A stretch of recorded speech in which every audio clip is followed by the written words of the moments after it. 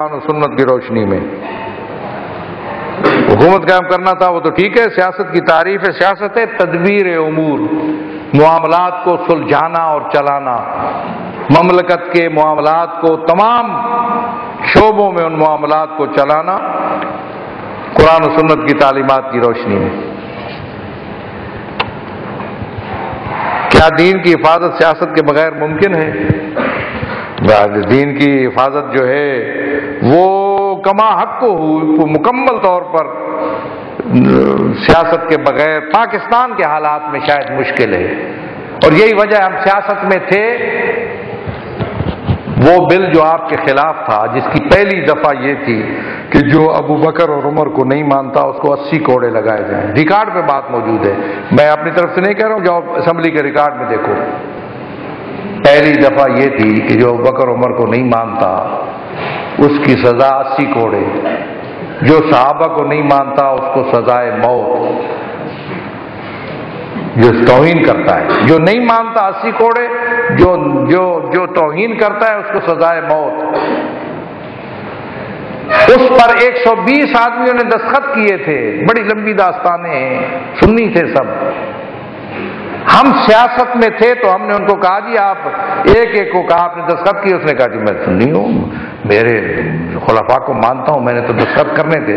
میں نے کہا یہ کوئی ان کے احترام کے لیے بات نہیں ہے، یہ بل ان کے احترام کے حوالے سے نہیں ہے، یہ ایک فتنہ ہے، کل تمہارے حلقے میں لڑائی ہوگی، تم کل کامیاب ہو کر نہیں پہنچ سکتے اسمبلی کے اندر۔ 120 آدمیوں نے دستخط واپس کیے، جب پارلیمنٹ میں پیش ہوا، وہاں پارلیمنٹ کے اندر وہ قانون پیش ہوا، بل پیش ہوا، تو کسی نے اس کی تائید نہیں کی سوائے کراچی کے 3 لوگوں نے جنہوں نے بعد میں معذرت کی تھی، اور رد ہو کر ردی کی ٹوکری میں پھینک دیا گیا۔ اس بل کے ذریعہ تمہاری تاریخ لکھی جا رہی تھی، جس کو ہم نے بالکل واش کر دیا اور صاف کر دیا۔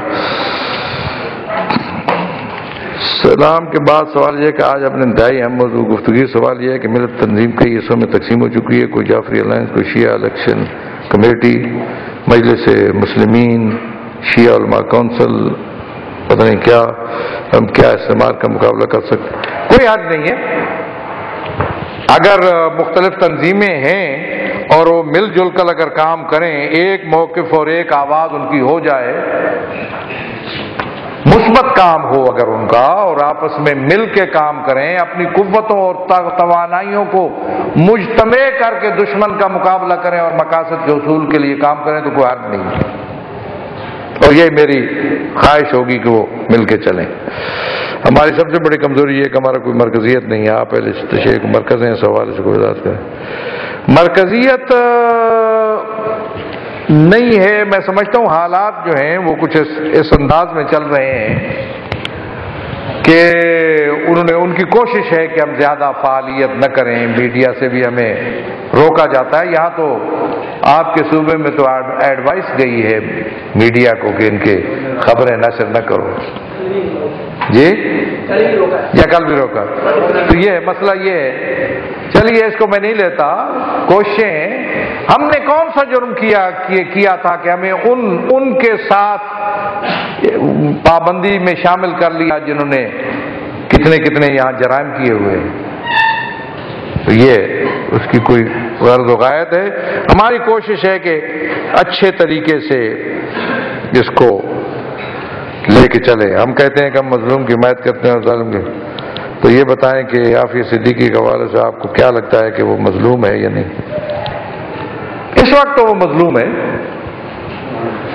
اس وقت وہ مظلوم ہے، مجھے اس سے پہلے کا پتہ نہیں ہے کہ اس کا کیا تھا، مجھے علم نہیں ہے نا، کسی نے مجھ سے رابطہ نہیں کیا، بتایا نہیں، میں نفی بھی نہیں کرتا ہوں، لیکن اب زیادتی ہو رہی ہے ایک خاتون کے ساتھ، ظاہر ہے اس کی تو ہم بات کریں گے، زیادتی نہیں ہونی چاہیے، اور قانون کے اس کو تمام سہولتیں جو حاصل ہونی چاہیے۔ اور پھر یہ ہے کہ میں یہ کہوں گا کہ اس قسم کے جتنے بھی ہیں، وہ تھا ایمل کاسی، اور دوسرا کون تھا جن کو بھیجا گیا امریکہ، رمزی یوسف کے بھائی نے اس وقت ڈان میں چھپا تھا، نیو یارک سے بیان کیا تھا کہ رمز یوسف نے ہم پہ 10 مرتبہ اٹیک کرنے کی کوشش کی، مجھے تو پتہ ہی نہیں ہے، مجھے علم نہیں ہے، کوشش کی ہوگی اس نے، ناکام رہا۔ لیکن جب رمز یوسف کو یہاں سے لے کے چلے تو سب سے پہلا بیان میرا آیا کہ کسی پاکستانی کو دوسرے ملک کے حوالے کرنے کے ہم خلاف ہیں، یہاں مقدمہ چلاؤ اس کے اوپر، ہمارا ان سے اختلاف ہو سکتا ہے، ہم یہی نپٹیں گے ان سے، اصول ہونے چاہیے، اصولوں سے ہٹ کر نہیں ہونا چاہیے۔ درس حسین بقول آپ کے معاشرے کے بگاڑ کہ ہم جس طرح آپ اتحاد مدعی ہیں، کیا پہلے اتحاد بین شیعہ ضروری نہیں؟ میں نے عرض کیا اتحاد بین شیعہ کی پہلے بات کی ہے، اتحاد بین المسلمین کی بعد میں نے بات کی ہے۔ آپ بتائیے اتحاد بین، میں نے کسی شیعہ کے خلاف، فرد کے خلاف بھی کبھی کوئی بات نہیں کی، نہ کسی کو کنڈم کیا، نہ کسی کی کوئی توہین کی، نہ کسی کے سامنے روڑے اٹکائے۔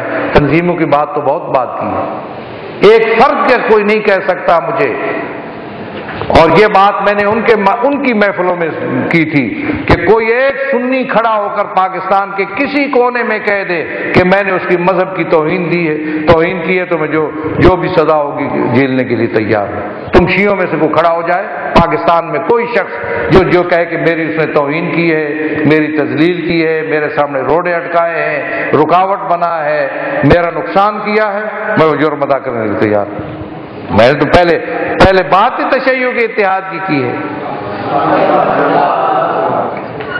کوئی تنظیم، کوئی تاریخ اگر ہے تو پھر ہم مختلف تاریخ تنظیموں میں کیوں بٹے ہوئے ہیں، یہ تو پھر جو لوگ بٹے ہوئے ہیں وہی بتا سکتے ہیں، مجھے تو نہیں معلوم۔ میں تو کہتا ہوں سب کو ایک ہو جانا چاہیے، یہ اتحاد اگر ہماری ذمہ داری تو ہم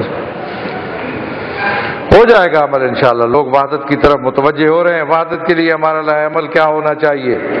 وحدت کے لیے ظاہر ہے ایک ضابطہ اخلاق ضروری ہے، جو ضابطہ اخلاق آل محمد کے اور قیام حسینی سے جو اخلاق ہم سیکھیں، جو حسین کے انصار، حسین ابن علی کے آبان و انصار سے ہمیں جو اخلاق ملے ان پر ہم عمل کریں تو وحدت قائم ہو سکتی ہے۔ کن بنیادوں پر ہم آج اس ملک میں تشیع کی بقا قائم کر سکتے ہیں؟ تشیع کی بقا ظاہر ہے جدوجہد ہے، وہی قیام حسینی کے سبق حاصل کرتے ہوئے تشیع کی بقا کے لیے انہی راستوں پہ جدوجہد کریں جن راستوں پہ کربلا والوں نے جدوجہد کی۔ اس ملک میں شریعت محمدی کو نافذ کرنے کی ہماری اولین ذمہ داری یہ ہے کہ ہم جدوجہد کریں، کوشش کریں شریعت محمدی کے نفاذ کے لیے۔ جیسے میں نے کہا کہ ہمارا اس ملک کے اندر ہمارا ماٹو ہے عدل علی کا نفاذ، اور عدل علی جو ہے وہ میں سمجھتا ہوں کہ مظہر ہے شریعت محمدی کا۔ اسلامی جمہوریہ ایران میں الیکشن میں جو شورش برپا کی گئی، اس شرمناک سانے کے پیچھے کس کا ہاتھ ہے؟ اور خود شیعہ اور امام حسین کے پیروکار رابر کے خلاف روڈ پر کیوں آئے؟ کہ ہم نے یاد کو دوبارہ ضروری تھا کہ ایران نے توانائی حاصل کی ہے، جوہری توانائی۔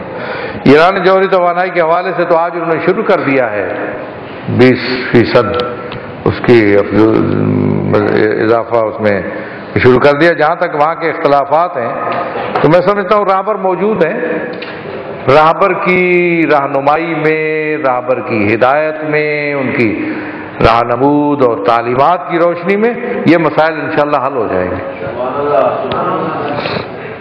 شروع سے لے کر آج تک شیعہ حیدر کرار یہ ظلم ہوتے آیا اور اس میں ہماری ذمہ داری کیا ہونا چاہیے؟ صرف لاشیں اٹھاتے ہوئے بیٹھنا چاہیے تو ہماری ذمہ داری کیا ہونا چاہیے؟ کربلا میں کیا ہوا تھا؟ وہاں لاشیں نہیں اٹھائی گئیں۔ مسئلہ یہ ہے، فرق ہے، ٹھیک ہے ہمیں صرف لاشیں نہیں اٹھانا چاہیے، لیکن جو حالات کے لحاظ سے دانش مندی کا تقاضا ہو۔ اب کس کو آپ قتل کریں گے؟ میرا آپ سے سوال ہے، کون ہے قاتل؟ قاتل کو مارنا چاہیے نا۔ قرآن کہتا ہے جو قاتل ہے اس کو مارو، مجرم کو تو جو مجرم نہیں ہے اس کو تو کچھ نہیں کہنا۔ مولا علی نے کیا کہا تھا کہ اس نے جیسے مجھے ضرب لگائی ہے اسی طرح ضرب لگا کے اس کو مارنا، اور انہوں نے تو قاتل کو پھر شیر پلایا تھا۔ ہمارے جلوس تک بھی محفوظ نہ رہے۔ یہ میں سمجھتا ہوں کہ اس سے گھبرانا نہیں چاہیے۔ یہ چیزیں جو ہے آپ نے دیکھا کہ عاشور کے جلوس کی صورتحال کیا تھی اور اس کے بعد کس طریقے پہ لوگوں نے شرکت کی، اور میں تو خود شاہد ہوں نا۔ ایسے 40 میں پہلے شرکت نہیں ہوتی تھی جس طرح اس 40 میں ہوئی، اور میں کہہ